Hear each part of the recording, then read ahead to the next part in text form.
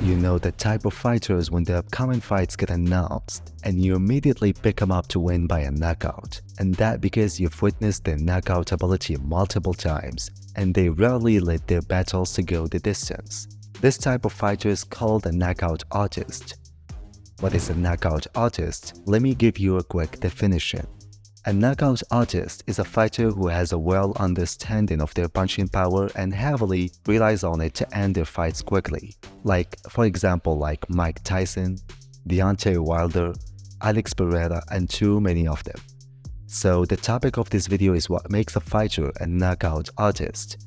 Is it just due to their punching power, or there are other factors that contribute their knockout ability?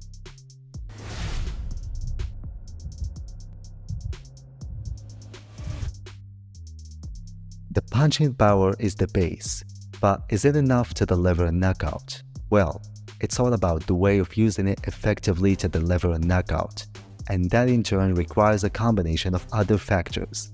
So the punching power is important, but still other strategies have a major role. So as I mentioned, a knockout artist relies on their punching power and other factors including the stance, the timing, the speed and accuracy, counter-punching, and other details I'll mention in this video. So let's have a breakdown on the stance. Whether the fighter is orthodox or southpaw, the stance do play a significant role in delivering a knockout because it affects the balance and the power generated, and that in turn helps the fighter to transfer the weight into the punches more effectively. For example, Alex Pereira is a left-handed fighter, but he relies on the orthodox stance, even though it's meant for the right-handed fighters. And this is when the left foot is in front and the right hand is behind. So as an orthodox, Alex Pereira has his power side close to his opponent, which gives him the advantage of using his left hook more effectively, whether on the offensive or the defensive, and it's barely when the opponent can expect it. So the stance affects the balance, the punch delivery, and the defense. I just gave you an example of Alex Pereira to clarify how the stance can help a fighter to deliver a knockout. The other factor is timing, which is one of the most crucial factors that increases the punching impact, which typically causes a knockout. And I've noticed that the majority of knockout artists have a solid understanding of when to time the strikes, and that in turn is due to their capacity to read their opponents and their ability to throw fast and accurate punches while the opponent is open or off balance. Thus, speed and accuracy are important factors as well, because they allow the fighter to find openings to land strikes and often counter strikes. And this is when the fighter avoids a punch coming to their way and immediately responds with an accurate and well-timed punch, which can definitely lead to a knockout finish. And I think that the most of knockout artists are good counter punchers as well. Another important factor is the footwork.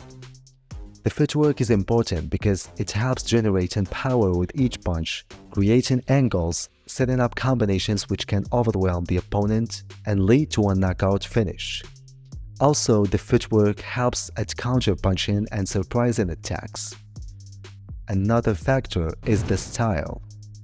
The style of fighting is a fundamental aspect that can help achieving a knockout. And there are too many styles that boxers and fighters in general use that are known for their knockout potential, but I'll give you an example of a single style that I think every boxing fan can recognize, which is the peekaboo style that is well known for its user Mike Tyson. So just watch Mike Tyson fighting and you will know how this style works. It's based on an aggressive head movements with the hands covering the jaw, getting inside the opponent's guard and delivering the powerful punches. Mike Tyson's performances are a perfect example of how this style is effective to deliver a knockout. Another additional strategy that can help achieving a knockout is the feints. Making a setup to delivering a disguised strike, like the one we've witnessed recently, the Justin Gaethje knockout against Dustin Poirier. So using deceptive movements is a trait of high-level striking and fight IQ, and it's often end up causing a knockout.